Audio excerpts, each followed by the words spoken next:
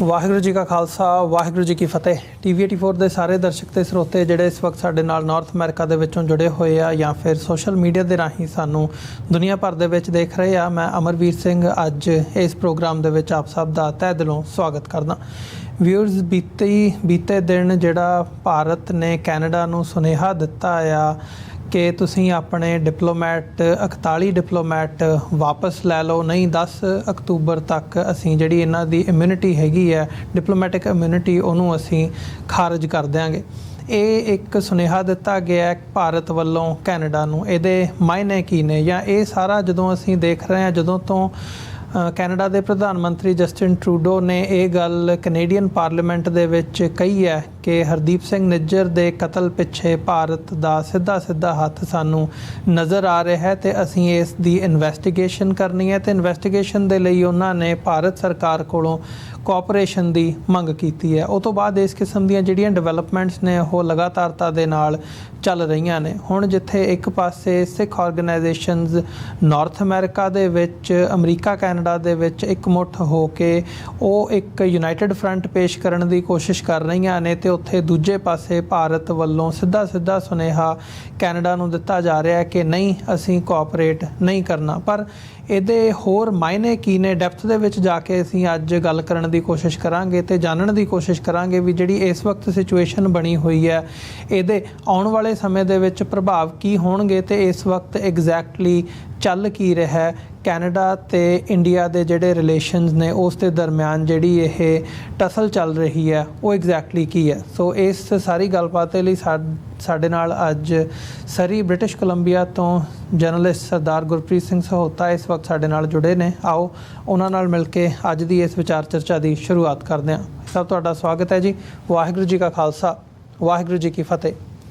ਵਾਹਿਗੁਰੂ ਜੀ ਕਾ ਖਾਲਸਾ ਵਾਹਿਗੁਰੂ ਜੀ ਕੀ ਫਤਿਹ ਜੀ। ਸਹੋਤਾ ਸਾਹਿਬ, ਸ਼ੁਰੂਆਤ ਜਿਹੜੀ ਲੇਟੈਸਟ ਡਿਵੈਲਪਮੈਂਟ ਹੈਗੀ ਆ ਕਿ ਭਾਰਤ ਨੇ ਜਿਹੜੇ ਡਿਪਲੋਮੈਟ ਹੈ ਉਹ ਵਾਪਸ ਮੰਗਾਉਣ ਦੇ ਲਈ ਕਹਿ ਦਿੱਤਾ ਆ ਕਿ ਅਸੀਂ ਜਿਹੜੀ ਡਿਪਲੋਮੈਟਿਕ ਕਮਿਊਨਿਟੀ ਹੈ ਉਹ ਅਸੀਂ ਖਾਰਜ ਕਰ ਦੇਣੀ ਆ। ਤੇ ਅੱਜ ਵਾਲ ਸਟਰੀਟ ਜਰਨਲ ਦੇ ਵਿੱਚ ਜਾਂ ਬਾਕੀ ਮੀਡੀਆ ਦੇ ਵਿੱਚ ਇਹ ਗੱਲ ਆਈ ਹੈ ਕੈਨੇਡਾ ਵੱਲੋਂ ਕਿ ਉਹ ਕੋਸ਼ਿਸ਼ ਕਰ ਰਹੇ ਆ ਕਿ ਨਾ ਇਹ ਜਿਹੜਾ ਮੂਵ ਹੈ ਇਸ ਕਿਸਮ ਦੇ ਹੋਰ ਮੂਵ ਹੋਣ ਤਾਂ ਕਿ ਕੈਨੇਡਾ ਨੂੰ ਹਜੇ ਲੋੜ ਲੱਗਦੀ ਹੈ ਕਿ ਉੱਥੇ ਸਾਡੇ ਬੰਦਿਆਂ ਦੀ ਲੋੜ ਹੈ ਤਾਂ ਕਿ ਰਿਲੇਸ਼ਨਸ ਹੋਰ ਸੁਧਾਰੇ ਜਾ ਸਕਣ। ਸੋ ਇਸ ਮੂਵ ਦੇ ਨਾਲ ਸਵਾਲ ਇਹ ਉੱਠਦਾ ਵੀ ਭਾਰਤ ਨੇ ਕੈਨੇਡਾ ਨੂੰ ਕੀ ਸੁਨੇਹਾ ਦਿੱਤਾ? ਦੇਖੋ, ਭਾਰਤ ਜਿਹੜਾ ਆ ਉਹ ਕਲੀਅਰਲੀ ਸੁਨੇਹਾ ਦੇ ਰਿਹਾ ਕੈਨੇਡਾ ਨੂੰ ਪਹਿਲੇ ਦਿਨ ਤੋਂ ਹੀ ਵੀ ਤੁਸੀਂ ਇਹ ਜਾਂਚ ਬੰਦ ਕਰ ਦਿਓ। ਇਹ ਜਿਹੜੀ ਜਾਂਚ ਆ ਇਹ ਬੇਸ਼ੱਕ ਖੁਲਾਸਾ ਦਾ ਪਾਰਲੀਮੈਂਟ ਵਿੱਚ ਕੀਤਾ ਪ੍ਰਧਾਨ ਮੰਤਰੀ ਜਸਟਿਨ ਟਰੂਡੋ ਨੇ, ਉਸ ਤੋਂ ਬਾਅਦ ਦੇ ਵਿੱਚ ਉਹਨਾਂ ਨੇ ਇਹ ਵੀ ਦੱਸ ਦਿੱਤਾ ਸੀਗਾ ਕਿ ਉਸ ਤੋਂ ਪਹਿਲਾਂ ਵੀ 2 ਵਾਰੀ ਘੱਟੋ ਘੱਟ ਪ੍ਰਧਾਨ ਮੰਤਰੀ ਜਸਟਿਨ ਟਰੂਡੋ ਵੱਲੋਂ ਮੋਦੀ ਨਾਲ ਗੱਲਬਾਤ ਕੀਤੀ ਜਾ ਚੁੱਕੀ ਹੈ। G20 ਦੌਰਾਨ ਅਮਰੀਕਾ ਰਾਸ਼ਟਰਪਤੀ ਬਾਈਡਨ ਨੇ ਵੀ ਇਸ ਵਿਸ਼ੇ ਦੇ ਉੱਤੇ ਗੱਲ ਕੀਤੀ ਹੈ ਤੇ ਉਸ ਤੋਂ ਵੀ ਪਹਿਲਾਂ ਜਿਹੜੇ ਕੈਨੇਡੀਅਨ ਅਧਿਕਾਰੀ ਆ ਉਹਨਾਂ ਨੇ ਭਾਰਤੀ ਡਿਪਲੋਮੈਟਾਂ ਨੂੰ ਇਹਦੇ ਬਾਰੇ ਜਾਣਕਾਰੀ ਦਿੱਤੀ ਸੀ ਕਿ ਉਹਨਾਂ ਦੇ ਕੋਲ ਕੁਝ ਸਬੂਤ ਆ ਜਿਨ੍ਹਾਂ ਤੋਂ ਪਤਾ ਲੱਗਦਾ ਕਿ ਭਾਈ ਹਰਦੀਪ ਸਿੰਘ ਨਿੱਜਰ ਦੇ ਕਤਲ ਪਿੱਛੇ ਭਾਰਤੀ ਹੱਥ ਆ। ਇਸ ਸੰਬੰਧੀ ਜੂਡੀ ਥਾਮਸ ਜਿਹੜੇ ਕਿ ਕੈਨੇਡਾ ਦੇ ਨੈਸ਼ਨਲ ਸਿਕਿਉਰਿਟੀ ਐਡਵਾਈਜ਼ਰ ਆ, ਉਹ ਵੀ 2 ਦਫਾ, ਇੱਕ ਵਾਰੀ ਅਗਸਤ ਵਿੱਚ, ਇੱਕ ਵਾਰੀ ਸਤੰਬਰ ਦੇ ਵਿੱਚ ਭਾਰਤ ਜਾ ਕੇ ਆਏ ਆ। ਸੋ ਜਿਹੜੇ ਡਿਪਲੋਮੈਟਿਕ ਚੈਨਲ ਸੀ ਉਹਨਾਂ ਦੇ ਜ਼ਰੀਏ ਸਾਰੀ ਗੱਲਬਾਤ ਹੋ ਰਹੀ ਸੀਗੀ, ਭਾਰਤ ਮੰਨ ਨਹੀਂ ਸੀ ਰਿਹਾ। ਇਸੇ ਕਰਕੇ ਜਿਹੜਾ ਪਬਲਿਕ ਦੇ ਵਿੱਚ ਗੱਲ ਲਿਆਉਣੀ ਪਈ, ਕਿਉਂਕਿ ਜੇਕਰ ਇਹ ਗੱਲ ਪਬਲਿਕ ਦੇ ਵਿੱਚ ਟਰੂਡੋ ਹੁਣੀ ਨਾ ਲੈ ਕੇ ਆਉਂਦੇ ਤਾਂ ਇਹ ਗੱਲ ਜਿਹੜੀ ਅਖਬਾਰਾਂ ਰਾਹੀਂ ਲੀਕ ਹੋ ਜਾਣੀ ਸੀਗੀ। ਉਸ ਤੋਂ ਬਾਅਦ ਜਿਹੜੀ ਪਬਲਿਕ ਇਨਕੁਆਇਰੀ ਚੱਲਣੀ ਆ ਉਹਦੇ ਵਿੱਚ ਜਿਹੜੀ ਆ ਗੱਲ ਜ਼ਾਹਰ ਹੋ ਜਾਣੀ ਸੀ। ਸੋ ਇਹ ਗੱਲ ਕਦੀ ਵੀ ਲੁਕਣੀ ਨਹੀਂ ਸੀ। ਸੋ ਪ੍ਰਧਾਨ ਮੰਤਰੀ ਟਰੂਡੋ ਨੇ ਖੁਦ ਹੀ ਇਹ ਗੱਲ ਜਿਹੜੀ ਆ ਉਹ ਲੋਕਾਂ ਸਾਹਮਣੇ ਲਿਆਉਣ ਦਾ ਮਨ ਬਣਾਇਆ ਤੇ ਪਾਰਲੀਮੈਂਟ ਦੇ ਵਿੱਚ ਔਨ ਰਿਕਾਰਡ ਲਿਆਂਦੀ। ਇਹ ਨਹੀਂ ਵੀ ਕੋਈ ਬਿਆਨ ਦੇ ਦਿੱਤਾ, ਪਾਰਲੀਮੈਂਟ ਦੇ ਵਿੱਚ ਵਿਰੋਧੀ ਧਿਰ ਦੇ ਆਗੂਆਂ ਨੂੰ ਸਾਰਾ ਜੋ ਕੁਛ ਉਹਨਾਂ ਦੇ ਕੋਲ ਹੈ ਉਹ ਦਿਖਾ ਕੇ ਗੱਲ ਕੀਤੀ ਗਈ ਹੈ। ਸੋ ਭਾਰਤ ਪਹਿਲੇ ਦਿਨ ਤੋਂ ਹੀ ਜਿਹੜਾ ਉਹ ਇਹ ਚਾਹ ਰਿਹਾ ਕਿ ਕਿਸੇ ਤਰੀਕੇ ਜਾਂਚ ਜਿਹੜੀ ਆ ਬੰਦ ਹੋ ਜਾਵੇ। ਜਿੱਦਣ ਇਹ ਗੱਲ ਪ੍ਰਧਾਨ ਮੰਤਰੀ ਜਸਟਿਨ ਟਰੂਡੋ ਲੈ ਕੇ ਆਉਂਦੇ ਆ ਪਾਰਲੀਮੈਂਟ ਵਿੱਚ, ਉਦੋਂ ਪਹਿਲਾਂ ਤਕਰੀਬਨ 4-5 ਹਫ਼ਤੇ ਤੋਂ ਗੱਲ ਜਿਹੜੀ ਆ ਭਾਰਤੀ ਅਧਿਕਾਰੀਆਂ ਨੂੰ ਪਤਾ ਸੀ, ਭਾਰਤ ਸਰਕਾਰ ਨੂੰ ਪਤਾ ਸੀ, ਪਰ ਉਹ ਕਿਸੇ ਗੱਲ ਦੇ ਉੱਤੇ ਪੈਰਾਂ ਦੇ ਉੱਤੇ ਪਾਣੀ ਨਹੀਂ ਸੀ ਪੈਣ ਦੇ ਰਹੇ, ਉਸ ਗੱਲ ਨੂੰ ਮੰਨ ਨਹੀਂ ਸੀ ਰਹੇ। ਇਸ ਕਰਕੇ ਗੱਲ ਜਿਹੜੀ ਆ ਪਬਲਿਕਲੀ ਕਰਨੀ ਪਈ ਆ। ਸੋ ਪਰਦੇ ਪਿੱਛੇ ਪਹਿਲਾਂ ਵੀ ਉਹਨਾਂ ਦੀ ਕੋਸ਼ਿਸ਼ ਇਹੀ ਸੀ ਵੀ ਇਹ ਜਾਂਚ ਰੱਦ ਹੋ ਜਾਵੇ, ਇਹ ਜਾਂਚ ਇੱਥੇ ਰੁਕ ਜਾਵੇ ਤੇ ਹੁਣ ਵੀ ਜਿਹੜੇ ਡਿਪਲੋਮੈਟ ਹਟਾਉਣ ਦੀ ਧਮਕੀ ਦਿੱਤੀ ਜਾ ਰਹੀ ਆ ਉਹਦਾ ਮਕਸਦ ਵੀ ਇਹੀ ਆ ਵੀ ਕਿਸੇ ਤਰੀਕੇ ਕੈਨੇਡਾ ਦਬਾਅ ਹੇਠ ਆ ਜਾਵੇ ਤੇ ਇਸ ਤੋਂ ਬਾਅਦ ਦੇ ਵਿੱਚ ਇਹ ਜਿਹੜਾ ਜਾਂਚ ਆ ਇਹ ਰੱਦ ਹੋ ਜਾਵੇ, ਕਿਉਂਕਿ ਜਿਹੜੀ ਜਾਂਚ ਆ ਜਦੋਂ ਇਹ ਜਾਂਚ ਹੁਣ ਗਾਂ ਜਿੱਥੇ ਤੱਕ ਪਹੁੰਚ ਚੁੱਕੀ ਆ, ਇਹਦੇ ਵਿੱਚ ਕਲੀਅਰਲੀ ਜਿਹੜੀਆਂ ਗੱਲਾਂ ਸਾਹਮਣੇ ਆ ਚੁੱਕੀਆਂ ਕਿ ਇਸ ਕਤਲਕਾਂਡ ਦੇ ਵਿੱਚ ਭਾਰਤੀ ਡਿਪਲੋਮੈਟਸ ਦਾ ਹੱਥ, ਉਸ ਸੰਬੰਧੀ ਸਬੂਤ ਜਿਹੜੇ ਉਹਨਾਂ ਦੇ ਕੋਲ ਹੈਗੇ ਆ, ਚਾਹੇ ਉਹ ਕੋਈ ਗੱਲਬਾਤ ਰਿਕਾਰਡ ਹੋਈ ਆ, ਚਾਹੇ ਕੋਈ ਹਿਊਮਨ ਕੋਈ ਬੰਦਾ ਫੜ ਹੋਇਆ ਜਿਹਨੇ ਦੱਸਿਆ। ਤੇ ਇਹ ਵੀ ਨਾਲ ਗੱਲ ਹੈ ਕਿ ਸਬੂਤ ਇਕੱਲੇ ਕੈਨੇਡਾ ਦੇ ਕੋਲ ਨਹੀਂ, ਇਹ ਜਿਹੜੇ ਉਹਨਾਂ ਦੇ 5 ਐਲਾਈਜ਼ ਆ ਉਹਨਾਂ ਦੇ ਸਾਂਝੇ ਤੌਰ ਦੇ ਉੱਤੇ ਆ। ਤੇ ਇਹ ਬਹੁਤ ਹੱਦ ਤੱਕ ਯਕੀਨ ਨਾਲ ਕਿਹਾ ਜਾ ਸਕਦਾ ਜੀ ਅਮਰੀਕਾ ਨੇ ਇਹ ਸਬੂਤ ਇਕੱਠੇ ਕਰਕੇ ਦਿੱਤੇ ਆ। ਇਸੇ ਕਰਕੇ ਜਿਹੜੇ ਭਾਰਤ ਦੇ ਜਿਹੜੇ ਥਿੰਕ ਟੈਂਕ ਆ ਬ੍ਰਹਮ ਚਲਾਨੀ ਵਰਗੇ, ਉਹ ਇਹ ਉਜਰ ਕਰ ਰਹੇ ਆ ਕਿ ਅਮਰੀਕਾ ਨੇ ਭਾਰਤ ਨਾਲ ਦੋਸਤੀ ਨਹੀਂ ਕਮਾਈ। ਉਹ ਉਲਾਮਾ ਦੇ ਰਿਹਾ ਇਸ ਗੱਲ ਦਾ ਕਿ ਸਾਡੀਆਂ ਐਮਬੈਸੀਆਂ ਜਿਹੜੀਆਂ ਵਾਇਰ ਟੈਪ ਕੀਤੀਆਂ ਗਈਆਂ, ਸਾਡੀਆਂ ਗੱਲਾਂ ਸੁਣੀਆਂ ਜਾ ਰਹੀਆਂ ਸੀ। ਸੋ ਇਹਨਾਂ ਤੋਂ ਸ਼ੱਕ ਪ੍ਰਤੀਤ ਹੁੰਦਾ ਵੀ ਇਹ ਸਾਰੀ ਅਮਰੀਕਾ ਵੱਲੋਂ ਜਸੂਸੀ ਕਰਕੇ ਕੈਨੇਡਾ ਨੂੰ ਸੌਂਪੀ ਗਈ ਆ। ਸੋ ਇਹ ਬਹੁਤ ਵੱਡਾ ਜੀਓਪੋਲਿਟਿਕਸ ਦਾ ਮਸਲਾ ਆ, ਇਹਨੂੰ ਆਪਾਂ ਕਿਤੇ ਫੇਰ ਵਿਚਾਰਾਂਗੇ। ਪਰ ਇਹ ਗੱਲ ਪੱਕੀ ਆ, ਜਿਹੜੀ ਡਿਪਲੋਮੈਟਸ ਵਾਲੀ ਗੱਲ ਆ, ਉਹ ਭਾਰਤ ਇਹ ਸੁਨੇਹਾ ਦੇਣਾ ਚਾਹੁੰਦਾ ਵੀ ਅਸੀਂ ਤੁਹਾਡੇ ਨਾਲ ਨਹੀਂ ਤਾਂ ਸੰਬੰਧ ਤੋੜ ਲਵਾਂਗੇ, ਵਰਨਾ ਇਹ ਜਾਂਚ ਜਿਹੜੀ ਆ ਬੰਦ ਕਰੋ। ਪਰ ਜਦੋਂ ਹੁਣ ਇਹ ਗੱਲ ਪਾਰਲੀਮੈਂਟ ਵਿੱਚ ਆ ਚੁੱਕੀ ਆ, ਲੋਕਾਂ ਤੱਕ ਤੇ ਪੂਰੀ ਦੁਨੀਆ ਤੱਕ ਪਹੁੰਚ ਚੁੱਕੀ ਆ, ਹੁਣ ਪ੍ਰਧਾਨ ਮੰਤਰੀ ਜਸਟਿਨ ਟਰੂਡੋ ਵੱਲੋਂ ਪਿੱਛੇ ਹਟਣ ਦਾ ਕੋਈ ਸਵਾਲ ਹੀ ਨਹੀਂ ਪੈਦਾ ਹੁੰਦਾ।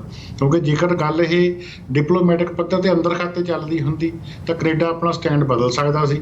ਹੁਣ ਕਿਉਂਕਿ ਗੱਲ ਪਾਰਲੀਮੈਂਟ ਵਿੱਚ ਆ ਚੁੱਕੀ ਆ, ਦੁਨੀਆ 'ਚ ਜਾ ਚੁੱਕੀ ਆ, ਹੁਣ ਇਸ ਤੋਂ ਪਿੱਛੇ ਨਹੀਂ ਹਟਿਆ ਜਾ ਸਕਦਾ। ਭਾਰਤ ਜਿਹੜਾ ਆ ਉਹ ਪਹਿਲੇ ਦਿਨ ਤੋਂ ਭਾਰਤ ਨੂੰ ਕੈਨੇਡਾ ਇਹ ਕਹਿ ਰਿਹਾ ਸਾਡਾ ਕੋਆਪਰੇਸ਼ਨ ਦਿਓ, ਸਾਡਾ ਸਹਿਯੋਗ ਦਿਓ। ਇਹ ਭਾਰਤ ਲਗਾਤਾਰ ਇਸ ਗੱਲ ਤੋਂ ਮੁਨਕਰ ਆ ਤੇ ਹੁਣ ਵੀ ਉਹਨੂੰ ਸ਼ਾਇਦ ਇਹੀ ਲੱਗਦਾ ਵੀ ਇਹ ਗੱਲ ਜਿਹੜੀ ਆ ਸ਼ਾਇਦ ਇਸ ਤਰ੍ਹਾਂ ਦਬਾਅ ਦੇ ਵਿੱਚ ਹੱਲ ਹੋ ਜਾਣੀ ਆ, ਜਦੋਂ ਕਿ ਅਜਿਹਾ ਨਹੀਂ ਹੈਗਾ। ਹੁਣ ਇਹਦੇ ਪਿੱਛੇ ਕਾਰਨ ਬਹੁਤ ਨੇ। ਇਹ ਜੇ ਆਪਾਂ ਇਹ ਸਵਾਲ ਕਰੀਏ ਵੀ ਕੈਨੇਡਾ ਹੁਣ ਪਿੱਛੇ ਕਿਉਂ ਨਹੀਂ ਹਟ ਸਕਦਾ, ਤਾਂ ਉਹਦਾ ਸਭ ਤੋਂ ਵੱਡਾ ਸਵਾਲ ਇਹ ਆ, ਜਵਾਬ ਇਹ ਆ ਕਿ ਕੈਨੇਡਾ ਦੇ ਵਿੱਚ 100 ਤੋਂ ਵੱਧ ਇਹੋ ਜਿਹੀਆਂ ਤਰੀਕਾਂ ਦੇ ਆਗੂ ਜਿਹੜੇ ਆ ਕਾਰਕੁਨ ਇੱਥੇ ਰਹਿੰਦੇ ਆ। ਕੋਈ ਕੁਰਦਿਸਤਾਨ ਤੋਂ ਆਇਆ ਹੋਇਆ, ਕੋਈ ਤੁਰਕੀ ਤੋਂ ਆਇਆ ਹੋਇਆ, ਕੋਈ ਸ਼੍ਰੀਲੰਕਾ ਤੋਂ ਆਇਆ ਹੋਇਆ, ਕੋਈ ਦੁਨੀਆ ਦੇ ਕਿਸੇ ਹੋਰ ਹਿੱਸੇ ਤੋਂ ਆਇਆ ਹੋਇਆ, ਜਿਨ੍ਹਾਂ ਦੀ ਜਾਨ ਨੂੰ ਉੱਥੋਂ ਦੀਆਂ ਸਰਕਾਰਾਂ ਤੋਂ ਖਤਰਾ ਆ, ਕਿਉਂਕਿ ਉੱਥੇ ਉਹ ਬਾਗੀ ਕਹੇ ਜਾਂਦੇ ਆ। ਸੋ ਜੇਕਰ ਕੈਨੇਡਾ ਇਸ ਭਾਈ ਹਰਦੀਪ ਸਿੰਘ ਨਿੱਜਰ ਦੇ ਮਾਮਲੇ ਦੇ ਵਿੱਚ ਕੋਈ ਗੱਲ ਨਹੀਂ ਕਰਦਾ ਤੇ ਈਵਨ ਅਮਰੀਕਾ ਜਾਂ ਵੈਸਟ ਜਿਹੜੀਆਂ ਕੰਟਰੀਜ਼ ਉਹ ਨਹੀਂ ਕਰਦੀਆਂ, ਇੱਕ ਤਰੀਕੇ ਦੇ ਨਾਲ ਨਵਾਂ ਰੂਲ ਸੈੱਟ ਹੋ ਜਾਊਗਾ ਵੀ ਕੋਈ ਵੀ ਮੁਲਕ ਆਪਣੇ ਬਾਗੀਆਂ ਨੂੰ ਜਾ ਕੇ ਕਿਤੇ ਵੀ ਜਾ ਕੇ ਖਤਮ ਕਰ ਸਕਦਾ। ਜਿਹੜਾ ਵੈਸਟ ਆ ਜਿਹਦੇ ਵਿੱਚ ਕਿ America, Canada, England, Australia, New Zealand ਤੇ ਯੂਰਪ ਆ ਜਾਂਦਾ, ਉਹ ਇਹ ਰੂਲ ਸੈੱਟ ਨਹੀਂ ਹੋਣ ਦੇਣਾ ਚਾਹੁੰਦੇ। ਉਹ ਇਹ ਗੱਲ ਜਿਹੜੀ ਆ ਲੋਕਾਂ ਦੇ ਮਨਾਂ ਚੋਂ ਕੱਢਣਾ ਚਾਹੁੰਦੇ ਆ, ਮੁਲਕਾਂ ਦੇ ਮਨਾਂ ਵਿੱਚੋਂ ਕੱਢਣਾ ਚਾਹੁੰਦੇ ਆ। ਕਿਉਂਕਿ ਜੇਕਰ ਕੱਲ ਅੱਜ ਭਾਰਤ ਨੂੰ ਖੋਲ੍ਹ ਦਿੱਤੀ ਜਾਂਦੀ ਆ ਤੇ ਕੱਲ ਨੂੰ ਫਿਰ ਚੀਨ ਵਾਲੇ ਵੀ ਮਗਰ ਆਉਣਗੇ, ਰੂਸ ਵਾਲੇ ਵੀ ਮਗਰ ਆਉਣਗੇ, ਤੇ ਹੋਰ ਜਿਹੜੇ ਮੁਲਕ ਦੇ ਨਾਲ ਹੈ ਜਿਵੇਂ ਤੁਰਕੀ ਆ ਜਾਂ ਸ਼੍ਰੀਲੰਕਾ ਆ ਜਾਂ ਹੋਰ ਕੰਟਰੀ ਜਿੱਥੇ ਵੀ ਬਾਗੀ ਮੁਹਿੰਮਾਂ ਚੱਲਦੀਆਂ ਤੇ ਉਹਨਾਂ ਦੇ ਲੋਕ ਇੱਥੇ ਰਾਸ਼ਟਰੀ ਸ਼ਰਨ ਲੈ ਕੇ ਕੈਨੇਡਾ, ਅਮਰੀਕਾ, ਇੰਗਲੈਂਡ ਵਿੱਚ ਬੈਠੇ ਆ, ਉਹਨਾਂ ਨੂੰ ਪਿਆ ਕਰਨਗੇ। ਸੋ ਇਹ ਗੱਲ ਇਸੇ ਕਰਕੇ ਇੱਥੇ ਨੱਪਣ ਦੇ ਵਾਸਤੇ ਇਹ ਪੱਛਮੀ ਤਾਕਤਾਂ ਨੇ ਮੁੱਦਾ ਬਾਹਰ ਲਿਆਂਦਾ ਆ ਤਾਂ ਕਿ ਕੋਈ ਹੋਰ ਹੀਆ ਨਾ ਕਰ ਸਕੇ। ਬਿਲਕੁਲ, ਜਿਹੜੀ ਗੱਲ ਤੁਸੀਂ ਕੀਤੀ ਹੈ ਕਿ ਜਾਂਚ ਬੰਦ ਕਰਨ ਦੀ ਭਾਰਤ ਵੱਲੋਂ ਕੋਸ਼ਿਸ਼ ਕਰਾਈ ਜਾ ਰਹੀ ਹੈ ਜਾਂ ਇਹ ਸਾਰੇ ਜਿਹੜੇ ਮੂਵ ਆ ਉਹ ਇਸ ਲਈ ਕੀਤੇ ਜਾ ਰਹੇ ਆ। ਈਵਨ ਕੈਨੇਡੀਅਨ ਪੱਤਰਕਾਰਾਂ ਵੱਲੋਂ ਕਿਤੇ ਨਾ ਕਿਤੇ ਇਹ ਗੱਲ ਵੀ ਸਾਹਮਣੇ ਆ ਰਹੀ ਹੈ ਵੀ ਜਿਹੜੀਆਂ ਇੰਟਰਨਲ ਮੀਟਿੰਗਸ ਹੁੰਦੀਆਂ ਨੇ ਉਹਨਾਂ ਦੇ ਵਿੱਚ ਵੀ ਭਾਰਤ ਨੇ ਇਹ ਗੱਲ ਸਿੱਧੀ ਕੈਨੇਡੀਅਨ ਅਥਾਰਟੀਜ਼ ਨੂੰ ਕਹੀ ਹੈ ਕਿ ਜੀ ਤੁਸੀਂ ਇਹ ਜਿਹੜੀ ਜਾਂਚ ਹੈ ਉਹ ਬੰਦ ਕਰ ਦਿਓ। ਇਹਦੇ ਵਿੱਚ ਕਿੰਨੀ ਕੁ ਸੱਚਾਈ ਹੈ ਜਾਂ ਕੀ ਅਧਿਕਾਰਤ ਰੂਪ ਦੇ ਵਿੱਚ ਇਹਦੀ ਕੋਈ ਪੁਸ਼ਟੀ ਹੋ ਸਕੀ ਹੈ, ਇੱਕ ਸਵਾਲ। ਦੂਜੀ ਗੱਲ, ਜਿਹੜਾ ਕੈਨੇਡਾ ਵੱਲੋਂ ਹੁਣ ਪਹਿਲਾਂ ਵੀ ਜਸਟਿਨ ਟਰੂਡੋ ਵੱਲੋਂ ਕੁਝ ਦਿਨ ਪਹਿਲਾਂ ਇਹ ਗੱਲ ਆਖੀ ਗਈ ਸੀ ਕਿ ਅਸੀਂ ਭਾਰਤ ਨਾਲ ਸੰਬੰਧ ਹੋਰ ਵਿਗਾੜਨਾ ਨਹੀਂ ਚਾਹੁੰਦੇ, ਤੇ ਅੱਜ ਫਿਰ ਦੁਬਾਰਾ ਇਹ ਗੱਲ ਕਹੀ ਗਈ ਹੈ ਕੈਨੇਡਾ ਵੱਲੋਂ ਕਿ ਜਿਹੜਾ ਇਹ ਡਿਪਲੋਮੈਟ ਉੱਥੋਂ ਕੱਢਣ ਦੀ ਲਾਈਨ ਭਾਰਤ ਨੇ ਚਲਾਈ ਹੈ ਇਸ ਨੂੰ ਅਸੀਂ ਹੋਰ ਅੱਗੇ ਨਹੀਂ ਵਧਾਉਣਾ ਚਾਹੁੰਦੇ, ਤੇ ਭਾਰਤ ਨੂੰ ਦੁਬਾਰਾ ਬੇਨਤੀ ਕੀਤੀ ਗਈ ਹੈ ਕਿ ਅਸੀਂ ਇਸ ਪਾਸੇ ਨੂੰ ਨਾ ਤੁਰੀਏ ਤਾਂ ਜੋ ਰਿਸ਼ਤੇ ਸੁਧਾਰੇ ਜਾ ਸਕਣ। ਕੀ ਇਸ ਸਾਰੇ ਮਾਮਲੇ ਦੇ ਵਿੱਚ ਕੈਨੇਡਾ ਦਾ ਜਿਹੜਾ ਫੇਸ ਹੈ ਉਹ ਥੋੜ੍ਹਾ ਜਿਹਾ ਇਹ ਕਹਿ ਲਓ ਵੀ ਡਿਫੈਂਸਿਵ ਰੂਪ ਦੇ ਵਿੱਚ ਨਹੀਂ ਪੇਸ਼ ਹੋ ਰਿਹਾ? ਦੇਖੋ, ਗੱਲ ਇਸ ਤਰ੍ਹਾਂ ਹੈਗੀ ਆ ਕਿ ਜਿਹੜਾ ਤੁਹਾਡਾ ਪਹਿਲਾ ਸਵਾਲ ਆ ਉਹ ਗੱਲ ਵਾਰ-ਵਾਰ ਜਿਹੜੇ ਆ ਸਾਡੇ ਵਿਦੇਸ਼ ਮੰਤਰੀ, ਪ੍ਰਧਾਨ ਮੰਤਰੀ ਤੇ ਜਿਹੜੇ ਹੋਰ ਬੁਲਾਰੇ ਉਹ ਗੱਲ ਕਹਿ ਚੁੱਕੇ ਆ ਕਿ ਪਿੱਛੇ ਗੱਲਾਂ ਬਾਤਾਂ ਹੋਈਆਂ। ਸੋ ਪਿੱਛੇ ਗੱਲਾਂ ਬਾਤਾਂ ਹੋਣ ਤੋਂ ਬਾਅਦ ਜਦੋਂ ਗੱਲ ਕਿਤੇ ਸਿਰੇ ਨਹੀਂ ਲੱਗੀ ਤਾਂ ਫਿਰ ਜਾ ਕੇ ਗੱਲ ਪਬਲਿਕ ਵਿੱਚ ਲਿਆਂਦੀ ਗਈ ਆ। ਸੋ ਇਹਦਾ ਸਵਾਲ ਇਹ ਆਪਣੇ ਆਪ ਦੇ ਵਿੱਚ ਨਹੀਂ ਕਰਨਾ ਬਣਦਾ, ਕਿਉਂਕਿ ਜੇਕਰ ਗੱਲ ਪਬਲਿਕ 'ਚ ਲਿਆਉਣੀ ਪਈ ਉਹਦਾ ਕਾਰਨ ਇਹੀ ਸੀ ਕਿ ਪਿੱਛੇ ਗੱਲ ਸਿਰੇ ਨਹੀਂ ਚੜੀ। ਜੋ ਕੈਨੇਡਾ ਭਾਰਤ ਤੋਂ ਮੰਗ ਰਿਹਾ ਸੀ ਸਹਿਯੋਗ ਉਹ ਨਹੀਂ ਦਿੱਤਾ ਗਿਆ। ਸਹਿਯੋਗ ਕਿਉਂ ਨਹੀਂ ਦਿੱਤਾ ਗਿਆ? ਕਿਉਂਕਿ ਉਹ ਫਸਦੇ ਸੀਗੇ ਇੰਟਰਨੈਸ਼ਨਲ ਲੈਵਲ ਦੇ ਉੱਤੇ, ਉਹਨਾਂ ਦਾ ਨਾਂ ਬਦਨਾਮ ਹੁੰਦਾ ਸੀਗਾ। ਸੋ ਇਹ ਤਾਂ ਗੱਲ ਹੀ ਹੈ ਨਹੀਂ ਕਿ ਵੀ ਉਹ ਜਿਹੜਾ ਆ ਵੀ ਉਹ ਇਹ ਕਿਉਂ ਨਹੀਂ ਕਰ ਰਹੇ। ਸੋ ਇਹ ਜ਼ਾਹਰ ਹੈ ਕਿ ਗੱਲ ਪਬਲਿਕ ਦੇ ਵਿੱਚ ਹੀ ਪ੍ਰਧਾਨ ਮੰਤਰੀ ਟਰੂਡੋ ਨੂੰ ਤਾਂ ਲਿਆਉਣੀ ਪਈ ਆ ਬਿਕੋਜ਼ ਜਿਹੜਾ ਆ ਉਹ ਸਹਿਯੋਗ ਨਹੀਂ ਸੀ ਦੇ ਰਹੇ, ਤੇ ਉਹ ਚਾਹੁੰਦੇ ਸੀ ਵੀ ਜਾਂਚ ਜਿਹੜੀ ਇੱਥੇ ਖਤਮ ਹੋ ਜਾਵੇ, ਗੱਲ ਰਫਾ ਦਫਾ ਹੋ ਜਾਵੇ, ਤੇ ਕੈਨੇਡਾ ਇਹ ਗੱਲ ਨੂੰ ਰਫਾ ਦਫਾ ਕਰਨਾ ਨਹੀਂ ਚਾਹੁੰਦਾ। ਇਸ ਕਰਕੇ ਦੁਨੀਆ ਦੇ ਮੰਚ ਤੇ ਇਹ ਗੱਲ ਜਿਹੜੀ ਆ ਉਹ ਆਪਣੇ 5 ਐਲਾਈਜ਼ ਦੇ ਨਾਲ ਸਲਾਹ ਕਰਕੇ ਲਿਆਂਦੀ ਗਈ ਆ। ਇਹ ਕਦੀ ਵੀ ਨਹੀਂ ਹੋ ਸਕਦਾ ਵੀ ਕੈਨੇਡਾ ਨੇ ਆਪਣੇ ਤੌਰ ਦੇ ਉੱਤੇ ਫੈਸਲਾ ਲੈ ਲਿਆ। ਇਸੇ ਕਰਕੇ ਵਾਰ-ਵਾਰ ਅਮਰੀਕਾ 3 ਦਿਨ ਆ ਕੇ ਵਾਈਟ ਹਾਊਸ ਵਿੱਚੋਂ ਕਦੀ ਪ੍ਰੈਸ ਸੈਕਟਰੀ ਤੇ ਕਦੀ ਕੋਈ ਹੋਰ ਜਿਹੜੇ ਵੱਡੇ ਆਗੂ ਆ, ਚਾਹੇ ਉਹ ਐਂਟਨੀ ਬਲਿੰਕਨ ਜਾਂ ਜੌਨ ਕਰਬੀ ਵਗੈਰਾ, ਵੀ ਬਾਰ-ਬਾਰ ਕਹਿੰਦੇ ਰਹੇ ਆ ਕਿ ਭਾਰਤ ਨੂੰ ਸਹਿਯੋਗ ਦੇਣਾ ਚਾਹੀਦਾ ਕੈਨੇਡਾ ਨੂੰ। ਉਹਦਾ ਕਾਰਨ ਇਹੀ ਸੀ। ਦੂਜੀ ਗੱਲ ਜਿਹੜੀ ਆਈ ਹੈ ਆਪਾਂ ਤੁਹਾਡੀ ਵੀ ਡਿਫੈਂਸਿਵ ਮੋਡ ਵੱਲ, ਕੈਨੇਡਾ ਪਹਿਲੇ ਦਿਨ ਤੋਂ ਇਹ ਗੱਲ ਕਹਿੰਦਾ ਆ ਰਿਹਾ ਕਿ ਅਸੀਂ ਭਾਰਤ ਨੂੰ ਕਹਿੰਦੇ ਆ ਵੀ ਸਾਡਾ ਸਹਿਯੋਗ ਦਿਓ, ਅਸੀਂ ਭਾਰਤ ਨਾਲ ਰਿਸ਼ਤੇ ਖਰਾਬ ਨਹੀਂ ਕਰਨਾ ਚਾਹੁੰਦੇ। ਸੋ ਇੱਕ ਡਿਪਲੋਮੈਟਿਕ ਲੈਂਗੁਏਜ ਜਿਹੜੀ ਹੈ ਇਹ ਸਭ ਤੋਂ ਵਧੀਆ ਹੋ ਸਕਦੀ ਹੈ। ਕੈਨੇਡਾ ਦੁਨੀਆ ਨੂੰ ਇਹੀ ਦੱਸਣਾ ਚਾਹੁੰਦਾ ਆ ਕਿ ਅਸੀਂ ਵਿਕਟਮ ਹਾਂ, ਵੀ ਅਸੀਂ ਭਾਰਤ ਦੇ ਨਾਲ ਸੰਬੰਧ ਜਿਹੜੇ ਆ ਉਹ ਖਰਾਬ ਨਹੀਂ ਕਰਨਾ ਚਾਹੁੰਦੇ, ਅਸੀਂ ਉਹਨਾਂ ਨਾਲ ਰਿਲੇਸ਼ਨ ਵਧੀਆ ਬਣਾਉਣਾ ਚਾਹੁੰਦੇ ਆ। ਪਰ ਇਹਦਾ ਮਤਲਬ ਇਹ ਵੀ ਨਹੀਂ ਹੈਗਾ ਕਿ ਉਹ ਸਾਡੇ ਮੁਲਕ ਦੇ ਵਿੱਚ ਆ ਕੇ ਸਾਡੀ ਜਿਹੜੀ ਆਜ਼ਾਦੀ ਆ, ਸਾਡੀ ਪ੍ਰਭੂ ਸੱਤਾ, ਸਾਡੀ ਸੋਵਰਨਟੀ ਦੇ ਨਾਲ ਖਿਲਵਾੜ ਕਰ ਜਾਣ। ਉਹ ਆਪਣਾ ਮੈਸੇਜ ਬੜੇ ਹੀ ਵਧੀਆ ਤਰੀਕੇ ਨਾਲ ਦੇ ਰਹੇ ਆ। ਤੇ ਦੂਜੇ ਪਾਸੇ ਕਿਉਂਕਿ ਭਾਰਤ ਇਸ ਵੇਲੇ ਬਹੁਤ ਕਸੂਤਾ ਫਸਿਆ ਹੋਇਆ ਆ, ਉਹਨਾਂ ਵੱਲੋਂ ਚੱਕਵੀਂ ਗੱਲ ਕੀਤੀ ਜਾ ਰਹੀ ਆ। ਉਹਨਾਂ ਵੱਲੋਂ ਤਰ੍ਹਾਂ ਦੇ ਪਹਿਲਾਂ ਤਾਂ ਗੱਲ ਤੁਸੀਂ ਦੇਖੋ ਜਦੋਂ ਬਾਹਰ ਆਈ ਆ ਮੰਨੇ ਨਹੀਂ, ਕਹਿੰਦੇ ਗੱਲ ਹੈ ਹੀ ਨਹੀਂ, ਤਕਰੀਬਨ 1 ਹਫ਼ਤਾ ਗੱਲ ਨੂੰ ਡਿਨਾਈ ਕਰੀ ਗਏ। ਉਦੋਂ ਬਾਅਦ ਚ ਕਹਿੰਦੇ ਵੀ ਅਮਰੀਕਾ ਤੇ ਇੰਗਲੈਂਡ ਦਾ ਸਾਥ ਨਹੀਂ ਦੇ ਰਿਹਾ ਟਰੂਡੋ ਦੇ। ਅਮਰੀਕਾ ਨੇ ਲਗਾਤਾਰ 3 ਦਿਨ ਆ ਕੇ ਸਟੇਟਮੈਂਟਸ ਦਿੱਤੀਆਂ। ਫਿਰ ਉਸ ਗੱਲ ਤੋਂ ਬਦਲ ਕੇ ਇਹ ਗੱਲ ਤੇ ਚਲੇ ਗਏ ਜੀ ਦੇਖੋ ਵੀ ਤਾਂ ਪ੍ਰਧਾਨ ਮੰਤਰੀ ਟਰੂਡੋ ਦੇ ਜਹਾਜ਼ ਚੋਂ ਕੋਕੇਨ ਫੜੀ ਗਈ ਆ। ਉਦੋਂ ਬਾਅਦ ਹੋਰ ਪ੍ਰੋਪੇਗੰਡਾ ਚਲਾਤਾ ਜੀ ਬਈ ਪ੍ਰਧਾਨ ਮੰਤਰੀ ਜਸਟਿਨ ਟਰੂਡੋ ਦੇ ਹਰਦੀਪ ਸਿੰਘ ਨਿੱਜਰ ਦੇ ਨਾਲ ਸਰੀਰਕ ਸੰਬੰਧ ਸੀ। ਇਹੋ ਜਿਹੀਆਂ ਖਬਰਾਂ ਤੱਕ ਲਾਤੀਆਂ ਤੇਜਿੰਦਰ ਸਿੰਘ ਬੱਗੇ ਦੇ ਹਵਾਲੇ ਦੇ ਨਾਲ ਡੈਕਨ ਕ੍ਰੈਨੀਕਲ ਵਰਗੇ ਖਬਰਾਂ ਨੇ। ਉਦੋਂ ਬਾਅਦ ਵੀ ਬਹੁਤ ਕੁਝ ਜਿਹੜਾ ਹੁਣ ਅੱਜ ਚਲਾਇਆ ਜਾ ਰਿਹਾ ਵੀ ਮਨੀਪੁਰ ਦੇ ਵਿੱਚ ਜਿਹੜੀ ਹਿੰਸਾ ਹੋ ਰਹੀ ਆ, ਜਿਹੜਾ ਉੱਥੇ ਅਸਲਾ ਜਾ ਰਿਹਾ ਉਹ ਕੈਨੇਡਾ ਤੋਂ ਜਾ ਰਿਹਾ ਆ, ਕੈਨੇਡਾ ਦੇ ਗੁਰਦੁਆਰਿਆਂ ਤੋਂ ਜਾ ਰਿਹਾ ਆ। ਸੋ ਇਹ ਜਿਹੜੀ ਭਾਰਤ ਕਸੂਤੀ ਸਥਿਤੀ ਵਿੱਚ ਫਸਿਆ ਆ, ਜਿਹੜਾ ਫਸਿਆ ਹੋਇਆ ਬੰਦਾ ਉਹ ਫਿਰ ਇਹੋ ਜਿਹੀ ਗੱਲ ਹੀ ਕਰਦਾ ਹੁੰਦਾ ਕਿਉਂਕਿ ਉਹਦੇ ਕੋਲ ਤਰਕ ਦੇ ਨਾਲ ਦਲੀਲ ਨਾਲ ਗੱਲ ਕਰਨ ਵਾਸਤੇ ਜਵਾਬ ਨਹੀਂ ਹੁੰਦਾ ਹੈਗਾ। ਤੇ ਦੂਜੇ ਪਾਸੇ ਕੈਨੇਡਾ ਜਿਹੜਾ ਆ ਉਹਨੂੰ ਪਤਾ ਆ ਕਿ ਸੋਲਿਡ ਆ, ਉਹਦੇ ਕੋਲ ਸਬੂਤ ਜਿਹੜੇ ਸੋਲਿਡ ਆ, ਉਹਦੇ ਐਲਾਈਜ਼ ਜਿਹੜੇ ਅਮਰੀਕਾ, ਇੰਗਲੈਂਡ, ਆਸਟ੍ਰੇਲੀਆ, ਨਿਊਜ਼ੀਲੈਂਡ ਉਹਦੇ ਨਾਲ ਠੋਕ ਕੇ ਖੜੇ ਆ। ਇਸ ਗੱਲ ਕਰਕੇ ਜਿਹੜੀ ਗੱਲ ਆ ਵਜ਼ਨਦਾਰ ਕਰ ਰਿਹਾ ਆ ਤੇ ਪ੍ਰਭਾਵ ਇਹ ਦੇ ਰਿਹਾ ਆ ਕਿ ਮੈਂ ਵਿਕਟਮ ਆ ਤੇ ਭਾਰਤ ਨੇ ਸਾਡੇ ਨਾਲ ਧੱਕਾ ਕੀਤਾ ਆ।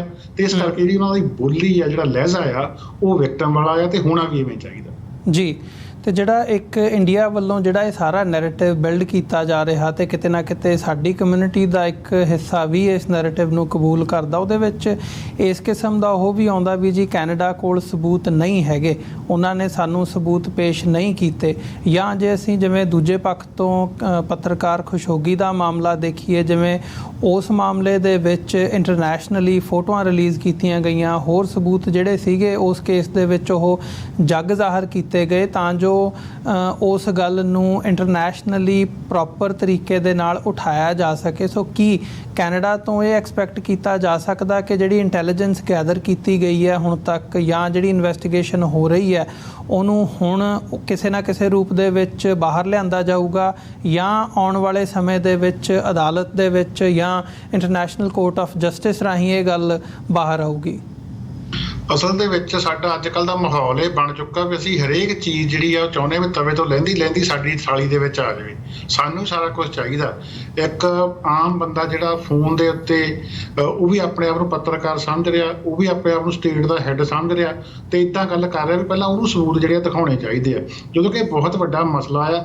ਸਬੂਤ ਜਿਹਨਾਂ ਨੂੰ ਦਿਖਾਉਣੇ ਸੀਗੇ ਜਿਹੜੇ 5 ਐਲਾਈਜ਼ ਆ ਉਹਨਾਂ ਨੂੰ ਦਿਖਾਏ ਜਾ ਚੁੱਕੇ ਆ, ਸਬੂਤ ਭਾਰਤ ਨੂੰ ਦਿਖਾਉਣੇ ਸੀਗੇ ਭਾਰਤ ਨੂੰ ਦਿਖਾਏ ਜਾ ਚੁੱਕੇ ਆ।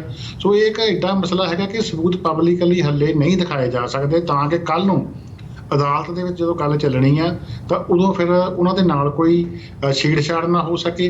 ਉਹ ਸਬੂਤ ਜਿਹੜੇ ਆ ਉਹ ਪਹਿਲਾਂ ਪਬਲਿਕ ਦੇ ਵਿੱਚ ਨਾ ਆਏ ਹੋਣ ਕਰਕੇ ਉਹਨਾਂ ਦਾ ਕੋਈ ਰੌਲਾ ਨਾ ਪਵੇ ਤੇ ਉਹ ਅਦਾਲਤ ਵਿੱਚ ਵਰਤੇ ਨਾ ਜਾ ਸਕਣ। ਇਸੇ ਕਰਕੇ ਬਹੁਤ ਸਾਰਾ ਕੁਝ ਜਿਹੜਾ ਆ ਉਹ ਕਲਾਸੀਫਾਈਡ ਰੱਖਿਆ ਜਾਂਦਾ। ਸੋ ਇਹ ਜਿਵੇਂ ਲੱਗ ਰਿਹਾ ਆ ਕਿ ਕੈਨੇਡਾ ਵੱਲੋਂ ਬਕਾਇਦਾ ਇਸ ਮਾਮਲੇ ਵਿੱਚ ਚਾਰਜ ਲਾਏ ਜਾਣਗੇ।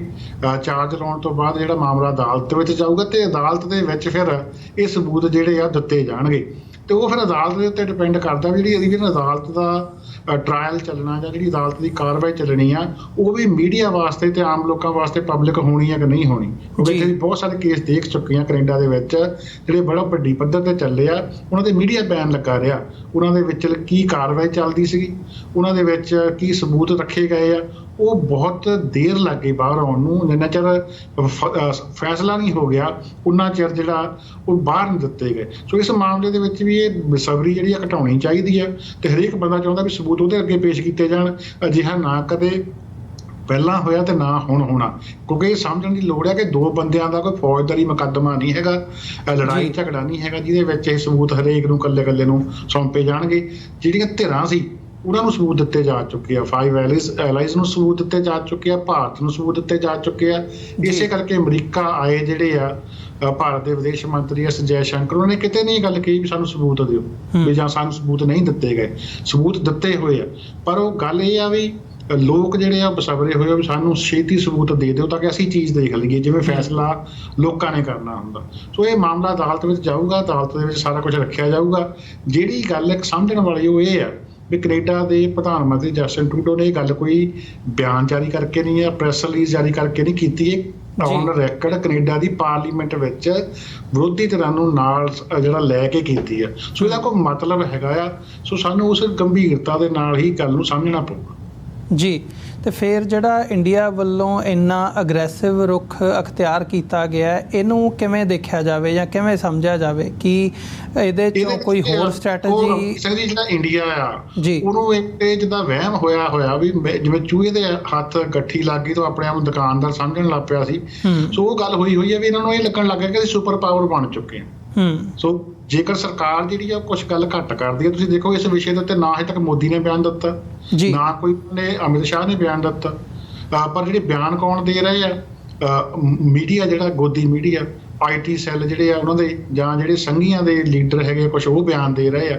ਸੋ ਇਸ ਕਰਕੇ ਉਹ ਜਿਹੜੇ ਵੱਡੇ ਆਗੂ, ਇੱਧਰੋਂ ਕੌਣ ਬੋਲ ਰਿਹਾ? ਅਮਰੀਕਨ ਰਾਸ਼ਟਰਪਤੀ, ਇੱਧਰੋਂ ਕੌਣ ਬੋਲ ਰਿਹਾ? ਜਸਟਿਨ ਟਰੂਡੋ, ਉੱਧਰੋਂ ਪ੍ਰਧਾਨ ਮੰਤਰੀ ਤੇ ਜਿਹੜੇ ਆ ਗ੍ਰਹਿ ਮੰਤਰੀ ਉਹ ਕਿਉਂ ਨਹੀਂ ਬੋਲ ਰਹੇ? ਕਿਉਂਕਿ ਉਹਨਾਂ ਨੂੰ ਪਤਾ ਆ ਵੀ ਉਹਨਾਂ ਦਾ ਕਸੂਰ ਹੈ ਇਸ ਮਾਮਲੇ ਵਿੱਚ ਤੇ ਉਹਦੇ ਸਬੂਤ ਆ। ਸੋ ਇਸ ਕਰਕੇ ਜਿਹੜਾ ਭਾਰਤੀ ਨੈਰੇਟਿਵ ਜਿਹੜਾ ਕੈਰੀ ਕਰਨ ਦੇ ਵਾਸਤੇ ਉਹ ਗੋਦੀ ਮੀਡੀਆ ਨੂੰ ਵਰਤਿਆ ਜਾ ਰਿਹਾ ਆ ਤੇ ਸੰਘੀ IT ਸੈੱਲ ਨੂੰ ਵਰਤਿਆ ਜਾ ਰਿਹਾ, ਜਿਹੜੇ ਕਿ ਆਪਣੀ ਔਕਾਤ ਤੋਂ ਵੱਡੀ ਗੱਲ ਕਰ ਰਹੇ ਆ। ਉਹਨਾਂ ਨੂੰ ਪਤਾ ਨਹੀਂ ਹੈਗਾ ਵੀ ਸਾਡੀ ਔਕਾਤ ਕਿੰਨੀ ਆ। ਤੇ ਇੱਕ G7 ਮੁਲਕ ਕੰਟਰੀ ਵੱਲੋਂ ਇਹ ਜਿਹੜਾ ਆ ਦੋਸ਼ ਲਾਏ ਗਏ ਆ। ਉਹ ਕੈਨੇਡਾ ਦੀ ਤੁਲਨਾ ਨੇਪਾਲ ਨਾਲ ਕਦੀ ਕਰਦੇ ਆ, ਕਦੀ ਕੈਨੇਡਾ ਦੀ ਤੁਲਨਾ ਪਾਕਿਸਤਾਨ ਨਾਲ ਕਰ ਰਹੇ ਆ। ਬਕਾਇਦਾ ਬਿਆਨ ਜਾਰੀ ਕਰਕੇ ਕਿਹਾ ਜਾ ਰਿਹਾ ਵੀ ਕੈਨੇਡਾ ਜਿਹੜਾ ਆ ਉਹ ਅੱਤਵਾਦੀਆਂ ਨੂੰ ਪਨਾਹ ਦੇ ਰਿਹਾ ਜਿਵੇਂ ਪਾਕਿਸਤਾਨ ਦਿੰਦਾ ਸੀ, ਕਦੀ ਉਹਨੂੰ ਮਨੀਪੁਰ ਦੇ ਨਾਲ ਜੋੜਿਆ ਜਾ ਰਿਹਾ। ਸੋ ਇਹ ਗੱਲਾਂ ਛੋਟੀਆਂ ਨਹੀਂ ਹੈਗੀਆਂ, ਇਹ ਗੱਲਾਂ ਸਮਝਣੀਆਂ ਪੈਣਗੀਆਂ। ਜਿਹੜੇ ਅੰਤਰਰਾਸ਼ਟਰੀ ਰਾਜਨੀਤੀ ਤੇ ਨਿਗਾਹ ਰੱਖਣ ਵਾਲੇ ਲੋਕ ਆ ਉਹਨਾਂ ਨੂੰ ਪਤਾ ਵੀ ਭਾਰਤ ਇੱਕ ਗੁੰਡੇ ਦੀ ਨਿਆਈ ਜਿਹੜੀ ਆ ਉਹ ਰਿਐਕਟ ਕਰ ਰਿਹਾ, ਪ੍ਰਤੀਕਿਰਿਆ ਦੇ ਰਿਹਾ, ਜਦੋਂ ਕਿ ਦੂਜੇ ਪਾਸੇ ਜਿਹੜਾ ਕੈਨੇਡਾ ਆ ਉਹ ਆਪਣਾ ਜਾਲ ਨਾਲ ਦੇ ਮੁਲਕਾਂ ਨੂੰ ਨਾਲ ਲੈ ਕੇ ਬਹੁਤ ਹੀ ਬਖੂਬੀ ਹੌਲੀ ਜਿਹੜੀ ਆ ਉਹ ਵਿਛਾ ਰਿਹਾ ਆ। ਸੋ ਇਹ ਗੱਲਾਂ ਆਉਣ ਵਾਲੇ ਸਮੇਂ ਦੇ ਵਿੱਚ ਸਪਸ਼ਟ ਹੋ ਜਾਣਗੀਆਂ ਵੀ ਮੋਦੀ ਕਿਉਂ ਚੁੱਪ ਆ, ਅਮਿਤ ਸ਼ਾਹ ਕਿਉਂ ਚੁੱਪ ਆ, ਸਰਕਾਰ ਕਿਉਂ ਚੁੱਪ ਆ। ਉਹਦਾ ਇੱਕ ਕਾਰਨ ਆ ਕਿਉਂਕਿ ਉਹਨਾਂ ਨੂੰ ਪਤਾ ਵੀ ਉਹ ਨੰਗੇ ਹੋ ਚੁੱਕੇ ਜੀ। ਤੇ ਇਸੇ ਪੱਖ ਦੇ ਨਾਲ ਜਿਵੇਂ ਤੁਸੀਂ ਜ਼ਿਕਰ ਕੀਤਾ ਵੀ ਗੋਦੀ ਮੀਡੀਆ ਵੱਲੋਂ ਜਾਂ ਜਿਹੜੇ ਹੇਠਲੇ ਸੰਘੀ ਲੀਡਰ ਹੈਗੇ ਆ ਉਹਨਾਂ ਵੱਲੋਂ ਜਿਹੜੀ ਬਿਆਨਬਾਜ਼ੀ ਕੀਤੀ ਜਾ ਰਹੀ ਹੈ, ਉਹਦੇ ਵਿੱਚ ਜੇ ਕੈਨੇਡਾ ਤੇ ਇੰਡੀਆ ਦੇ ਰਿਲੇਸ਼ਨਸ ਨੂੰ ਦੇਖਣਾ ਹੋਵੇ ਉਹਨੂੰ ਤੁਸੀਂ ਕਿਵੇਂ ਇਸ ਵਕਤ ਦੇਖ ਰਹੇ ਹੋ? ਕਿਉਂਕਿ ਬੈਕਗਰਾਊਂਡ ਦੇ ਵਿੱਚ ਜਾ ਕੇ ਦੇਖਣਾ ਹੋਵੇ ਤੇ ਕੋਈ ਬਹੁਤ ਵੱਡਾ ਵਪਾਰਕ ਜਾਂ ਉਸ ਕਿਸਮ ਦਾ ਰਿਲੇਸ਼ਨਸ਼ਿਪ ਨਹੀਂ ਹੈਗਾ, ਪਰ ਫਿਰ ਵੀ ਕਿਤੇ ਨਾ ਕਿਤੇ ਇਹ ਨੈਰੇਟਿਵ ਬਿਲਡ ਕੀਤਾ ਜਾ ਰਿਹਾ ਕਿ ਜੀ ਪਤਾ ਨਹੀਂ ਅਸੀਂ ਕੈਨੇਡਾ ਨੂੰ ਕੀ ਕਰ ਦੇਣਾ, ਅਸੀਂ ਉਹਨਾਂ ਨੂੰ। ਮਨਪ੍ਰੀਤ ਸਿੰਘ ਜੀ, ਗੱਲ ਇਸ ਤਰ੍ਹਾਂ ਆ ਵੀ ਕੈਨੇਡਾ ਦਾ ਜਿਹੜਾ ਅਮਰੀਕਾ ਦੇ ਨਾਲ ਵਪਾਰ ਹੈਗਾ ਉਹ $3.5 ਬਿਲੀਅਨ ਰੋਜ਼ਾਨਾ ਦਾ ਆ ਜੀ। ਤੇ ਦੂਜੇ ਪਾਸੇ ਜਿਹੜਾ ਅਸੀਂ ਭਾਰਤ ਨਾਲ ਕੈਨੇਡਾ ਨੇ ਵਪਾਰ ਕੀਤਾ ਉਹ ਅਸੀਂ ਤਕਰੀਬਨ ਭਾਰਤ ਤੋਂ 4.25 ਲਗਭਗ $4.25 ਬਿਲੀਅਨ ਦਾ ਸਮਾਨ ਮੰਗਵਾਇਆ ਆ ਤੇ ਭਾਰਤ ਨੂੰ 4.1 ਬਿਲੀਅਨ ਜਾਣੀ ਕਿ 4 ਬਿਲੀਅਨ ਤੋਂ ਉੱਪਰ ਥੋੜੇ ਜਿਹਾ ਅਸੀਂ ਭੇਜਿਆ ਆ, ਇੰਨੀ ਕੁ ਅਸੀਂ ਐਕਸਪੋਰਟ ਕੀਤੀ ਆ। ਸੋ ਕੁੱਲ ਮਿਲਾ ਕੇ ਜਿਹੜਾ ਭਾਰਤ ਤੇ ਕੈਨੇਡਾ ਦਾ ਵਪਾਰ 1 ਸਾਲ ਦਾ ਆ ਉਹ $8.5 ਬਿਲੀਅਨ ਤੋਂ ਥੱਲੇ ਆ। ਦੂਜੇ ਪਾਸੇ ਅਸੀਂ ਅਮਰੀਕਾ ਦੇ ਨਾਲ $3.5 ਬਿਲੀਅਨ ਦਾ ਵਪਾਰ ਰੋਜ਼ਾਨਾ ਕਰ ਰਹੇ ਹਾਂ। ਸੋ ਜਿੰਨਾ ਵਪਾਰ ਅਸੀਂ 2.5 ਦਿਨਾਂ ਦੇ ਵਿੱਚ ਅਮਰੀਕਾ ਨਾਲ ਕਰਦੇ ਹਾਂ ਉਹਨਾਂ ਅਸੀਂ ਜਿਹੜਾ ਭਾਰਤ ਨਾਲ ਵਪਾਰ 1 ਸਾਲ 'ਚ ਕੀਤਾ। ਸੋ ਇਹ ਕੋਈ ਬਹੁਤ ਵੱਡੀ ਗੱਲ ਨਹੀਂ ਹੈਗੀ। ਸੋ ਦੂਜੀ ਗੱਲ ਜਿਹੜੀ ਆ ਆਸੀਅਨ ਕੰਟਰੀਜ਼ ਜਿਨ੍ਹਾਂ ਦੇ ਵਿੱਚ ਸਿੰਗਾਪੁਰ, ਮਲੇਸ਼ੀਆ, ਵੀਅਤਨਾਮ, ਤੇ ਉਹ ਫਿਲੀਪੀਨਸ ਵਗੈਰਾ, ਉਹਨਾਂ ਨਾਲ ਕੈਨੇਡਾ ਆਲਰੇਡੀ ਸਮਝੌਤਾ ਕਰਿਆ ਆ। ਸੋ ਬਹੁਤੇ ਲੋਕਾਂ ਨੂੰ ਤਾਂ ਇਹ ਨਹੀਂ ਪਤਾ, ਉਹ ਤਾਨੇ ਮਾਰ ਰਿਹਾ ਗੋਦੀ ਮੀਡੀਆ ਵਾਲੇ ਵੀ, ਦੇਖੋ ਜੀ ਅਸੀਂ ਤਾਂ ਹੁਣ ਦਾਲਾਂ ਬੰਦ ਕਰ ਦੇਣੀਆਂ, ਇਹ ਪੰਜਾਬੀ ਜਿਹੜੇ ਆ ਸੁੱਕੀਆਂ ਰੋਟੀਆਂ ਖਾਣ ਲਈ ਕੈਨੇਡਾ 'ਚ ਮਜਬੂਰ ਹੋ ਜਾਣਗੇ। ਕਿਉਂਕਿ ਉਹਨਾਂ ਨੂੰ ਇਹ ਨਹੀਂ ਪਤਾ ਕਿ $700 ਮਿਲੀਅਨ ਦੀ ਦਾਲ ਤਾਂ ਕੈਨੇਡਾ ਨੇ ਭਾਰਤ ਨੂੰ ਭੇਜੀ ਆ। ਜਿਹੜੀਆਂ ਫਸਲਾਂ ਉਗਾਉਣ ਵਾਸਤੇ ਖਾਦ ਫਰਟੀਲਾਈਜ਼ਰ ਵਰਤਿਆ ਜਾਂਦਾ, $1 ਬਿਲੀਅਨ ਦੇ ਮੁੱਲ ਦਾ ਫਰਟੀਲਾਈਜ਼ਰ ਕੈਨੇਡਾ ਨੇ ਭੇਜਿਆ ਆ ਭਾਰਤ ਨੂੰ। ਸੋ ਭੁੱਖੇ ਮਰਨ ਦੀ ਨੌਬਤ ਭਾਰਤ ਵਿੱਚ ਆਉਣੀ ਆ, ਨਾ ਕਿ ਕੈਨੇਡਾ ਦੇ ਵਿੱਚ। ਦੂਜੀ ਗੱਲ ਆ, ਕਈਆਂ ਲੋਕਾਂ ਨੂੰ ਇਹ ਲੱਗ ਰਿਹਾ ਵੀ ਡਿਪਲੋਮੈਟਸ ਜਿਹੜੇ ਆ ਜੀ ਉਹ ਭੇਜ ਦਿੱਤੇ ਵਾਪਸ, ਸਾਡੇ ਵੀਜ਼ੇ ਕਿਵੇਂ ਲੱਗਣਗੇ। ਸੋ ਇਹ ਵੀ ਇੱਕ ਬਹੁਤ ਸੋਚਣ ਵਾਲੀ ਗੱਲ ਆ ਕਿ ਡਿਪਲੋਮੈਟ ਵੀਜ਼ੇ ਨਹੀਂ ਇਸ਼ੂ ਕਰਦੇ ਹੁੰਦੇ। ਡਿਪਲੋਮੈਟਸ ਦਾ ਕੰਮ ਹੁੰਦਾ ਵੀ ਜਿਹੜੇ ਮੁਲਕ ਵਿੱਚ ਉਹ ਬੈਠੇ ਆ, ਉੱਥੇ ਉਹਨਾਂ ਨੇ ਜਾ ਕੇ ਟ੍ਰੇਡ ਡੀਲਸ ਕਰਨੀਆਂ ਜੀ, ਬਿਜ਼ਨਸ ਰਿਲੇਸ਼ਨ ਬਣਾਉਣੇ, ਪੋਲਿਟਿਕਸ ਦੇ ਉੱਤੇ ਨਿਗਾਹ ਰੱਖਣੀ, ਜੋ ਰੋਜ਼ਾਨਾ ਉੱਥੇ ਹੋ ਰਿਹਾ ਉਹਦੀ ਰਿਪੋਰਟ ਬਣਾ ਕੇ ਆਪਣੇ ਮੁਲਕ ਨੂੰ ਭੇਜਣੀ। ਵੀਜ਼ੇ ਜਿਹੜੇ ਇਸ਼ੂ ਹੁੰਦੇ ਆ ਕੈਨੇਡਾ ਦੇ ਵਿੱਚ, ਉਹ VFH ਗਲੋਬਲ ਕੰਪਨੀ ਨੂੰ ਠੇਕਾ ਦਿੱਤਾ ਹੋਇਆ, ਉਹੀ ਫਿੰਗਰਪ੍ਰਿੰਟ ਕਰਦੀ ਆ, ਉਹੀ ਐਪਲੀਕੇਸ਼ਨਾਂ ਆਨਲਾਈਨ ਲੈਂਦੀ ਆ, ਤੇ ਉਹਦਾ ਜਿਹੜਾ ਫੈਸਲਾ ਬੈਠੇ ਆ ਕੈਨੇਡੀਅਨ ਅਧਿਕਾਰੀ ਵਰਲਡ ਵਾਈਡ ਉਹ ਲੈਂਦੇ ਆ। ਸੋ ਜਿਹੜੇ ਲੋਕਾਂ ਨੇ ਪੰਜਾਬ ਤੋਂ ਜਾਂ ਭਾਰਤ ਤੋਂ ਕੈਨੇਡਾ ਨੂੰ ਆਉਣਾ, ਉਹਨਾਂ ਦੇ ਵੀਜ਼ਿਆਂ ਦੇ ਉੱਤੇ ਕੋਈ ਵੀ ਇਹਦਾ ਅਸਰ ਜਿਹੜਾ ਡਿਪਲੋਮੈਟਸ ਵਾਪਸ ਸੱਦਣ ਦਾ ਨਹੀਂ ਪੈਣਾ। ਤੇ ਵਪਾਰ ਬਾਰੇ ਮੈਂ ਤੁਹਾਨੂੰ ਦੱਸੇ ਦਿੱਤਾ ਹੈ, ਵਪਾਰ ਸਾਡਾ ਪਹਿਲਾਂ ਹੀ ਬਹੁਤ ਥੋੜਾ ਹੈ ਉਹਨਾਂ ਦੇ ਨਾਲ, ਸਿਰਫ ਗੱਲ ਵਧਾਈ ਹੋਈ ਆ ਵੀ ਪਤਾ ਨਹੀਂ ਅਸੀਂ ਕੈਨੇਡਾ ਤੇ ਇੰਡੀਆ ਦਾ ਕਿੰਨਾ ਵਪਾਰ ਕਰਦੇ ਆ। ਦੂਜੀ ਗੱਲ ਜਿਹੜੀ ਬਦਲੇ ਵਿੱਚ ਮੋਦੀ ਹੁਣੀ ਕਰ ਰਹੇ ਆ, ਭਾਰਤ ਕਰ ਰਿਹਾ ਵੀ ਉਹਨਾਂ ਨੇ ਵੀਜ਼ੇ ਬੰਦ ਕਰਤੇ। ਜਿਹੜੇ ਕੈਨੇਡੀਅਨ ਨਾਗਰਿਕ ਆ ਉਹ ਜਿਹਨਾਂ ਕੋਲ ਪਹਿਲੇ ਵੀਜ਼ੇ ਆ ਉਹ ਜਾ ਸਕਦੇ ਆ, ਜਿਹਨਾਂ ਕੋਲ OCI ਕਾਰਡ ਆ ਉਹ ਜਾ ਸਕਦੇ ਆ, ਪਰ ਨਵੇਂ ਵੀਜ਼ੇ ਨਹੀਂ ਇਸ਼ੂ ਕੀਤੇ ਜਾ ਰਹੇ। ਉਹਦੇ ਵਿੱਚ ਵੀ ਨੁਕਸਾਨ ਪੰਜਾਬੀਆਂ ਦਾ ਤੇ ਭਾਰਤੀਆਂ ਦਾ ਹੀ ਹੋ ਰਿਹਾ ਆ, ਕਿਉਂਕਿ ਹਰ ਸਾਲ ਕੈਨੇਡਾ ਦੇ ਲੋਕ ਇੱਥੋਂ ਜਾਂਦੇ ਸੀ, ਉੱਥੇ ਪੰਜਾਬ ਦੇ ਵਿੱਚ ਜਾ ਕੇ ਅਰਬਾਂ ਰੁਪਈਏ ਜਿਹੜੇ ਆ ਲਾਉਂਦੇ ਸੀ। ਸੋ ਉਹ ਕਿਸੇ ਨਾ ਕਿਸੇ ਤਰੀਕੇ ਨਾਲ ਉਹ ਭਾਰਤ ਦੀ ਜਿਹੜੀ ਆ ਆਰਥਿਕਤਾ ਦੇ ਵਿੱਚ ਨਿਵੇਸ਼ ਕਰਦੇ ਸੀਗੇ। ਸੋ ਉਹਦੇ ਵਿੱਚ ਕੈਨੇਡਾ ਦਾ ਕੋਈ ਨੁਕਸਾਨ ਨਹੀਂ, ਉਹਦੇ ਵਿੱਚ ਵੀ ਭਾਰਤ ਦਾ ਹੀ ਨੁਕਸਾਨ ਜਿਹੜਾ ਹੈ ਅਲਟੀਮੇਟਲੀ ਹੋਣਾ ਆ। ਸੋ ਆਲਰੇਡੀ ਜਿਹੜੇ ਮੈਰਿਜ ਪੈਲੇਸਿਸ ਵਾਲੇ ਆ, ਹੋਟਲਸ ਵਾਲੇ, ਟੈਕਸੀ ਇੰਡਸਟਰੀ ਆ, ਦੁਕਾਨਦਾਰ, ਹੱਟੀਆਂ ਵਾਲੇ ਆ, ਉਹ ਭਾਰਤ ਦੇ ਵਿੱਚ ਰੋਣ ਲੱਗ ਪਏ ਆ ਪੰਜਾਬ ਦੇ ਵਿੱਚ ਵੀ ਐਤਕੀ ਸਾਡਾ ਸੀਜ਼ਨ ਜਿਹੜਾ ਆ ਠੰਡਾ ਰਹੂਗਾ। ਸੋ ਇਹ ਸਾਰੀਆਂ ਗੱਲਾਂ ਉਸ ਸਾਲ ਨੂੰ ਜਾਂਦੀਆਂ ਆ ਜੀ। ਜਿਹੜੇ ਆਪਸ ਵਿੱਚ ਸੰਬੰਧ ਆ ਉਹ ਕੈਨੇਡਾ ਦਾ ਵਿਗਾੜਨਾ ਚਾਹੁੰਦਾ ਨਹੀਂ, ਕੈਨੇਡਾ ਦਾ ਕਹਿ ਰਿਹਾ ਵੀ ਅਸੀਂ ਤੁਹਾਡੇ ਨਾਲ ਸੰਬੰਧ ਕਰਨਾ ਵਧੀਆ ਰੱਖਣਾ ਚਾਹੁੰਦੇ ਆ, ਬਿਜ਼ਨਸ ਕਰਨਾ ਚਾਹੁੰਦੇ ਆ। ਇਹਦਾ ਮਤਲਬ ਇਹ ਨਹੀਂ ਵੀ ਤੁਸੀਂ ਉਸ ਬਿਜ਼ਨਸ ਦੀ ਆੜ ਦੇ ਵਿੱਚ ਸਾਡੇ ਮੁਲਕ ਦੀ ਆਜ਼ਾਦੀ ਜਾਂ ਸੋਵਰਨਟੀ ਨੂੰ ਖਤਰਾ ਪੇਸ਼ ਕਰੋ। ਜਿਹੜੇ ਸਾਡੇ ਕੈਨੇਡੀਅਨ ਸਿਟੀਜ਼ਨ ਆ ਉਹਨਾਂ ਨੂੰ ਆ ਕੇ ਤੁਸੀਂ ਐਕਸਟਰਾ ਜੁਡੀਸ਼ੀਅਲ ਕਿਲਿੰਗ ਜਿਹੜੀਆਂ ਆ ਕੇ ਜੇ ਤੁਸੀਂ ਭਾਰਤ ਵਿੱਚ ਕਰਦੇ ਆ, ਤੁਸੀਂ ਆ ਕੇ ਕੈਨੇਡਾ ਦੇ ਵਿੱਚ ਵੀ ਕਰ ਸਕੋ। ਜੇਕਰ ਤੁਹਾਨੂੰ ਕਿਸੇ ਦੇ ਉੱਤੇ ਸ਼ੱਕ ਆ, ਕਿਸੇ ਦੇ ਉੱਤੇ ਤੁਹਾਨੂੰ ਲੱਗਦਾ, ਉਹਦਾ ਕੇਸ ਬਣਾ ਕੇ ਭੇਜੋ ਜੀ। ਜਿਵੇਂ ਭਾਈ ਹਰਦੀਪ ਸਿੰਘ ਨਿੱਜਰ ਦੀ ਗੱਲ ਇਹ ਸੀਗੀ, ਉਹਦਾ ਕੇਸ ਜਿਹੜਾ ਝੂਠਾ ਸੀ, ਜਿਹੜੀਆਂ ਵੀ ਕਹਾਣੀਆਂ ਭਾਰਤ ਸਰਕਾਰ ਨੇ ਘੜੀਆਂ ਸੀ ਉਹ ਅਖਬਾਰੀ ਕਹਾਣੀਆਂ ਸੀਗੀਆਂ, ਉਹਨਾਂ ਦੇ ਪਿੱਛੇ ਕੋਈ ਸਬੂਤ ਨਹੀਂ ਸੀ। ਇਸੇ ਕਰਕੇ ਕੈਨੇਡਾ ਜਿਹੜਾ ਹੈ ਉਹਨਾਂ ਨੂੰ ਕੋਈ ਐਕਸਟ੍ਰਾਡਾਈਟ ਨਹੀਂ ਸੀ ਕਰ ਰਿਹਾ। ਇਹਦਾ ਮਤਲਬ ਇਹ ਨਹੀਂ ਵੀ ਤੁਸੀਂ ਇੰਨੇ ਤਕੜੇ ਨਹੀਂ ਹੋ ਗਏ ਵੀ ਤੁਸੀਂ ਆ ਕੇ ਕੈਨੇਡਾ ਦੇ ਵਿੱਚ ਆ ਕੇ ਕਿਸੇ ਕੈਨੇਡੀਅਨ ਦਾ ਕਤਲ ਜਿਹੜਾ ਕੈਨੇਡੀਅਨ ਧਰਤੀ ਦੇ ਉੱਤੇ ਕਰ ਸਕੋ। ਸੋ ਇਹ ਕੈਨੇਡਾ ਨੇ ਬੜਾ ਸਖਤ ਸੁਨੇਹਾ ਦਿੱਤਾ ਇਸ ਕਰਕੇ ਆ ਕਿਉਂਕਿ ਸਾਰਿਆਂ ਦੀ ਸਾਂਝੀ ਰਾਏ ਆ, ਸਾਰੀਆਂ ਵੈਸਟਰਨ ਕੰਟਰੀਜ਼ ਦੀ ਸਾਂਝੀ ਰਾਏ ਆ ਵੀ ਇਹ ਮੁਹਿੰਮਾਂ ਤਾਂ ਸਾਰੀ ਦੁਨੀਆ ਚੱਲਦੀਆਂ, ਸਾਰੀ ਦੁਨੀਆ ਦੇ ਬਾਕੀ ਯੂਰਪ ਤੇ ਨਾਰਥ ਅਮਰੀਕਾ 'ਚ ਬੈਠੇ ਆ। ਅੱਜ ਇੰਡੀਆ ਨੂੰ ਛੋਟ ਦੇ ਦਿੱਤੀ, ਕੱਲ ਨੂੰ ਕੋਈ ਹੋਰ ਮੁਲਕ ਚੜ੍ਹ ਕੇ ਆਪਣੇ ਬਾਗੀ ਖਤਮ ਕਰਨ ਨੂੰ ਆਊਗਾ। ਇਸ ਕਰਕੇ ਹੁਣੇ ਇਹਨੂੰ ਰੋਕਣਾ ਜਿਹੜਾ ਬੜਾ ਜ਼ਰੂਰੀ ਜੀ। ਬਿਲਕੁਲ ਨਹੀਂ, ਇਹ ਇੱਕ ਇੰਪੋਰਟੈਂਟ ਨੁਕਤਾ ਆ ਜਿਹੜਾ ਸਮਝਣਾ ਬਣਦਾ। ਮੈਂ ਇੱਕ ਥੋੜ੍ਹਾ ਜਿਹਾ ਇਹ ਵੀ ਜਾਣਨਾ ਚਾਹੂੰਗਾ, ਤੁਸੀਂ ਜਿਹੜਾ 5 ਐਲਾਈਜ਼ ਦੀ ਗੱਲ ਹੁੰਦੀ ਹੈ ਜਾਂ ਅਮਰੀਕਾ ਦੀ ਗੱਲ ਹੁੰਦੀ ਹੈ ਕਿ ਅਮਰੀਕਾ ਨੇ ਇਹ ਹੁਣ ਤੇ ਚਲੋ ਪੁਸ਼ਟੀ ਹੋ ਚੁੱਕੀ ਹੈ ਇਸ ਗੱਲ ਦੀ ਕਿ ਜਿਹੜੀ ਇਨੀਸ਼ੀਅਲ ਇੰਟੈਲੀਜੈਂਸ ਸੀਗੀ ਉਹ ਅਮਰੀਕਾ ਵੱਲੋਂ ਦਿੱਤੀ ਗਈ ਸੀ। ਸੋ ਜਿਹੜਾ ਅਮਰੀਕਾ ਦਾ ਰੋਲ ਹੈ ਹੁਣ, ਹਾਲਾਂਕਿ ਅਮਰੀਕਾ ਨੇ ਜਿਹੜੀ ਇੰਡੀਪੈਂਡੈਂਸ ਹੈ ਤੁਹਾਡੀ ਰਾਈਟ ਟੂ ਸਪੀਚ ਦੇ ਥੱਲੇ ਤੇ ਐਕਸਰਸਾਈਜ਼ ਦੇ ਥੱਲੇ, ਫਰੀडम ਦੇ ਥੱਲੇ, ਉਹਨੂੰ ਅਮਰੀਕਾ ਨੇ ਦੁਬਾਰਾ 2 ਵਾਰੀ 3 ਵਾਰੀ ਇਹ ਗੱਲ ਕਹੀ ਹੈ ਤੇ ਨਾਲ ਹੀ ਨਾਲ ਭਾਰਤ ਨੂੰ ਵੀ 3-4 ਵਾਰੀ ਕਹਿ ਹਟਿਆ ਕਿ ਜੀ ਤੁਸੀਂ ਜਾਂਚ ਦੇ ਵਿੱਚ ਸਾਥ ਦਿਓ। ਪਰ ਅਮਰੀਕਾ ਦਾ ਰੋਲ ਇਹ ਸਾਰੇ ਸਿਚੁਏਸ਼ਨ ਦੇ ਵਿੱਚ ਕਿਵੇਂ ਦੇਖਦੇ ਹੋ? ਕਿਉਂਕਿ ਇਹ ਥੋੜ੍ਹਾ ਜਿਹਾ ਜਿਹੜੀ ਜੋ ਨਜ਼ਰ ਆ ਰਿਹਾ ਹੈ ਉਹਦੇ ਤੋਂ ਬਿਯੋਂਡ ਜਾ ਕੇ ਦੇਖਣ ਵਾਲੀ ਗੱਲ ਹੈਗੀ ਆ। ਜਿਹੜੀ ਜੀਓਪੋਲਿਟਿਕਸ ਹੈ ਉਹਨੂੰ ਮੱਦੇ ਨਜ਼ਰ ਰੱਖਦੇ ਹੋਏ ਅਮਰੀਕਾ ਦਾ ਰੋਲ ਇਹਦੇ ਵਿੱਚ ਕੀ ਹੈ, ਇੰਟਰਸਟ ਕੀ ਨੇ ਤੇ ਅਮਰੀਕਾ ਕਿਵੇਂ ਭਾਰਤ ਨੂੰ ਡੀਲ ਕਰਨਾ ਚਾਹੁੰਦਾ ਹੈ ਇਸ ਵਕਤ? ਦੇਖੋ ਜੀ, ਅਮਰੀਕਾ ਜਿਹੜਾ ਆ ਜਾਂ ਵੈਸਟਰਨ ਕੰਟਰੀਜ਼ ਆ, ਉਹ ਇਹ ਜਿਹੜੀ ਗਲਤੀ ਉਹ ਚਾਈਨਾ ਨਾਲ ਕਰ ਚੁੱਕੇ ਆ ਉਹ ਭਾਰਤ ਨਾਲ ਨਹੀਂ ਕਰਨਾ ਚਾਹੁੰਦੇ। ਚਾਈਨਾ ਨੂੰ ਉਹਨਾਂ ਨੇ ਖੁਦ ਤਕੜਾ ਕੀਤਾ ਤੇ ਚਾਈਨਾ ਮੁੜ ਕੇ ਖੁਦ ਹੁਣ ਉਹਨਾਂ ਨੂੰ ਅੱਖਾਂ ਦਿਖਾ ਰਿਹਾ। ਸੋ ਇਸ ਕਰਕੇ ਜਿਹੜੀ ਗਲਤੀ ਉਹ ਚੀਨ ਨਾਲ ਕਰ ਹਟੇ ਆ, ਉਹ ਨਹੀਂ ਚਾਹੁੰਦੇ ਵੀ ਭਾਰਤ ਨੂੰ ਪਹਿਲਾਂ ਅਸੀਂ ਤਕੜਾ ਕਰੀਏ ਤੇ ਉਸ ਤੋਂ ਬਾਅਦ ਦੇ ਵਿੱਚ ਭਾਰਤ ਸਾਡੇ ਨਾਲ ਅੱਖਾਂ ਦਿਖਾਵੇ। ਇਨ ਸੇਮ ਟਾਈਮ ਉਹ ਚਾਹੁੰਦੇ ਆ ਕਿ ਅਸੀਂ ਭਾਰਤ ਨੂੰ ਵਰਤੀਏ ਚੀਨ ਤੇ ਰੂਸ ਦੇ ਨਾਲ ਜਿਹੜਾ ਉਹਦੇ ਵਿਰੋਧ ਦੇ ਵਿੱਚ। ਸੋ ਦੁਨੀਆ ਦਾ ਧਰੁਵੀਕਰਨ ਬੜੀ ਤੇਜ਼ੀ ਨਾਲ ਹੋ ਰਿਹਾ, ਜਿੱਥੇ ਭਾਰਤ ਦੋਵੇਂ ਹੱਥੀਂ ਲੱਡੂ ਰੱਖਣ ਦੀ ਕੋਸ਼ਿਸ਼ ਕਰ ਰਿਹਾ। ਉਹ ਚਾਹੁੰਦਾ ਵੀ ਮੇਰੀ ਰੂਸ ਤੇ ਚੀਨ ਦੇ ਨਾਲ ਵੀ ਨੇੜਤਾ ਰਵੇ ਤੇ ਮੈਂ ਅਮਰੀਕਾ ਕੈਨੇਡਾ ਦੇ ਨਾਲ ਤੇ ਯੂਰਪ ਦੇ ਨਾਲ ਵੀ ਨੇੜਤਾ ਬਣਾ ਕੇ ਰੱਖਾਂ। ਇਹ ਸੰਭਵ ਨਹੀਂ ਹੈਗਾ। ਸੋ ਪਹਿਲਾਂ ਇਹ ਗੱਲਾਂ ਪਿਆਰ ਨਾਲ ਕਹੀਆਂ ਜਾਂਦੀਆਂ ਰਹੀਆਂ ਭਾਰਤ ਨੂੰ, ਪਰ ਭਾਰਤ ਇਹਨਾਂ ਗੱਲਾਂ ਨੂੰ ਸੀਰੀਅਸਲੀ ਨਹੀਂ ਲੈਂਦਾ ਰਿਹਾ।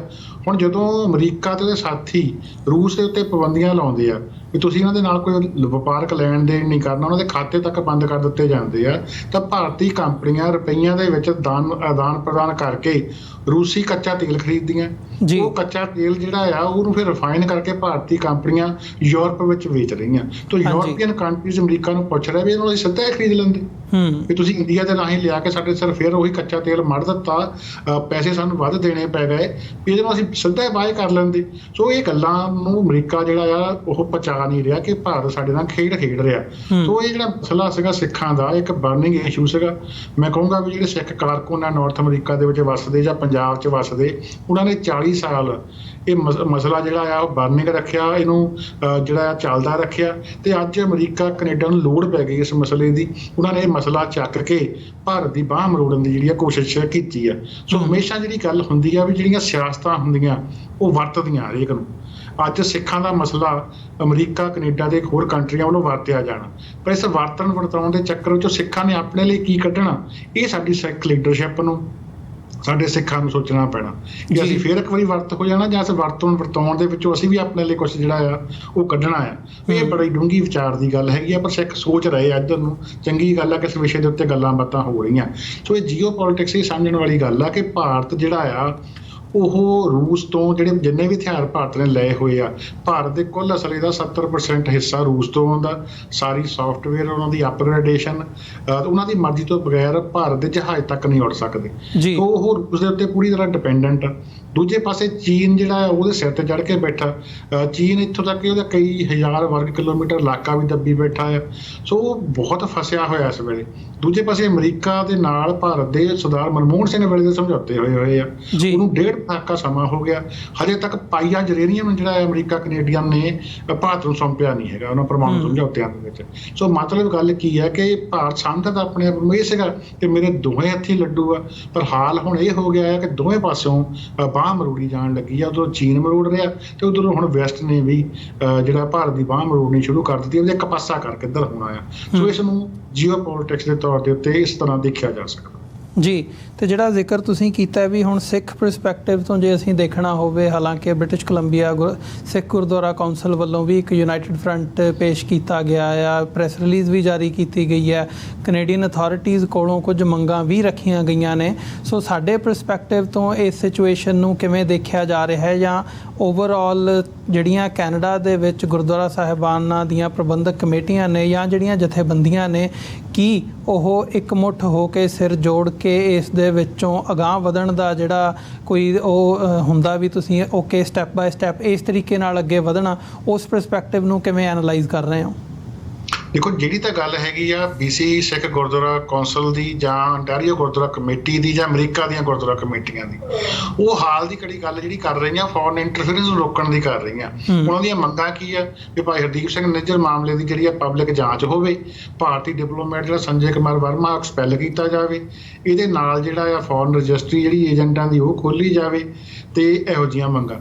ਜਦੋਂ ਕਿ ਜਿਹੜੀ ਮੈਂ ਗੱਲ ਕਰ ਰਿਹਾ ਉਸ ਤੋਂ ਵੱਡੀ ਹੈ, ਉਹ ਮੈਂ ਇਹ ਕਰ ਰਿਹਾ ਕਿ ਜਿਹੜਾ ਵੈਸਟ ਆ ਉਹ ਕਿਸੇ ਤਰੀਕੇ ਇਹ ਮਸਲਾ ਯੂਜ਼ ਕਰਕੇ ਭਾਰਤ ਦੀ ਬਾਂਹ ਮਰੋੜਨਾ ਚਾਹੁੰਦਾ। ਬਦਲੇ ਤੇ ਜਿਹੜੀ ਸਿੱਖਾਂ ਦੀ ਡਿਮਾਂਡ ਆ, ਜਿਹੜੀ ਸਿੱਖ ਪਿਛਲੇ 40 ਸਾਲ ਤੋਂ ਜਿਹੜੀ ਕਰ ਰਹੇ ਆ, ਉਹ ਕੈਨੇਡਾ ਦੇ ਵਿੱਚ ਅਮਰੀਕਾ 'ਚ ਇੰਟਰਫੇਰੈਂਸ ਰੋਕਣਾ ਥੋੜ੍ਹੀ ਆ, ਉਹ ਤਾਂ ਹੋਰ ਆ, ਉਹ ਤਾਂ ਵੱਡੀ ਆ, ਆਜ਼ਾਦੀ ਦੀ ਮੰਗ ਆ। ਉਹਦੇ ਬਾਰੇ ਕਿੱਦਾਂ ਇਹਨਾਂ ਨੇ ਜਾ ਕੇ ਹੁਣ ਅਮਰੀਕਨ ਦੇ ਨਾਲ, ਕੈਨੇਡੀਅਨ ਸਰਕਾਰਾਂ ਦੇ ਨਾਲ ਵੱਡੇ ਲੈਵਲ ਦੇ ਉੱਤੇ ਗੱਲ ਕਿਵੇਂ ਕਰਨੀ ਆ, ਉਹਦੇ ਵਾਸਤੇ ਲੀਡਰਸ਼ਿਪ ਰੋਲ ਨਿਭਾਉਣ ਦੀ ਲੋੜ ਆ। ਹਾਲੇ ਤਾਂ ਤੁਸੀਂ ਹਾਲੇ ਦੇਖ ਲਓ ਵੀ ਪੰਜਾਬ ਦੇ ਵਿੱਚ ਜਥੇਬੰਦੀਆਂ ਨੇ ਰਿਐਕਸ਼ਨ ਇਹਦੇ ਉੱਤੇ ਕੀਤਾ ਆ, ਪਰ ਬਹੁਤਾ ਖੁੱਲ੍ਹ ਕੇ ਜਿਹੜਾ ਆ ਨਹੀਂ ਕਰ ਸਕੇ, ਜਿੱਥੇ ਕੋਈ ਸਾਰਾ ਮਸਲਾ ਖੜਾ ਹੈ। ਜਦੋਂ ਰਾਹੁਲ ਗਾਂਧੀ ਦਰਬਾਰ ਸਾਹਿਬ ਮੱਥਾ ਟੇਕਣ ਜਾਂਦਾ, ਨਿੱਜੀ ਫੇਰੀ ਦੇ ਉੱਤੇ 2 ਦਿਨ ਜਾ ਕੇ ਸੇਵਾ ਕਰਦਾ, ਜਿਹੜਾ ਅਕਾਲ ਤਖ਼ਤ ਸਾਹਿਬ ਉਹਦੀ ਦਾਦੀ ਵੱਲੋਂ ਢਾਇਆ ਗਿਆ, ਉੱਥੇ ਜਾ ਕੇ ਉਹ ਮੱਥਾ ਟੇਕਦਾ। ਇਹਦੇ ਅਰਥ ਜਿਹੜੇ ਆ ਉਹ ਸਮਝਣ ਦੀ ਲੋੜ ਆ। ਬੜੇ ਦੁੱਖ ਦੀ ਗੱਲ ਹੈ ਕਿ ਜਿਹੜੀ ਸਾਡੀ ਮੌਜੂਦਾ ਲੀਡਰਸ਼ਿਪ ਆ ਉਹ ਇਹਨੂੰ ਸਮਝ ਨਹੀਂ ਰਹੀ ਹੈਗੀ।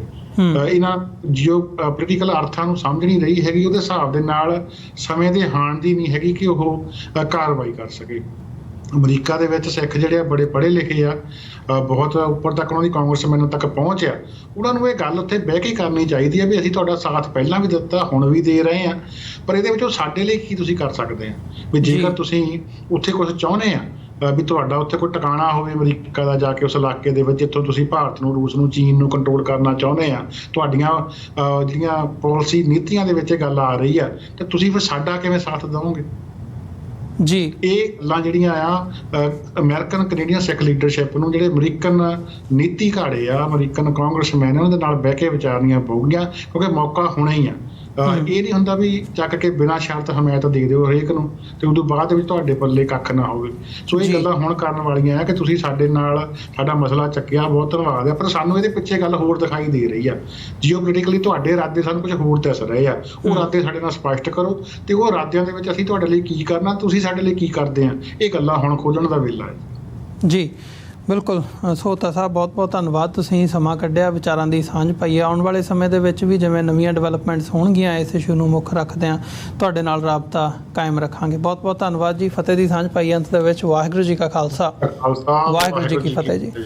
ਵਿਊਅਰਸ, ਉਮੀਦ ਕਰਦੇ ਹਾਂ ਜਿਹੜੀ ਅੱਜ ਦੀ ਇਹ ਸਾਡੀ ਵਿਚਾਰ ਚਰਚਾ ਸੀ ਤੁਹਾਨੂੰ ਜ਼ਰੂਰ ਪਸੰਦ ਆਈ ਹੋਵੇਗੀ। ਜਿਵੇਂ ਜਿਵੇਂ ਡਿਵੈਲਪਮੈਂਟਸ ਹੋਰ ਹੋਣਗੀਆਂ, ਦੁਬਾਰਾ ਫੇਰ ਤੁਹਾਡੇ ਨਾਲ ਰਾਬਤਾ ਰੱਖਾਂਗੇ ਤੇ ਤੁਹਾਡੀ ਕਚਹਿਰੀ ਦੇ ਵਿੱਚ ਹਾਜ਼ਰ ਹੁੰਦੇ ਰਹਾਂਗੇ। ਅੱਜ ਦੇ ਸ਼ੋਅ ਦੇ ਵਿੱਚ ਇੱਥੇ ਹੀ ਇਜਾਜ਼ਤ ਚਾਹਾਂਗੇ ਜੀ। ਵਾਹਿਗੁਰੂ ਜੀ ਕਾ ਖਾਲਸਾ, ਵਾਹਿਗੁਰੂ ਜੀ ਕੀ ਫਤਿਹ।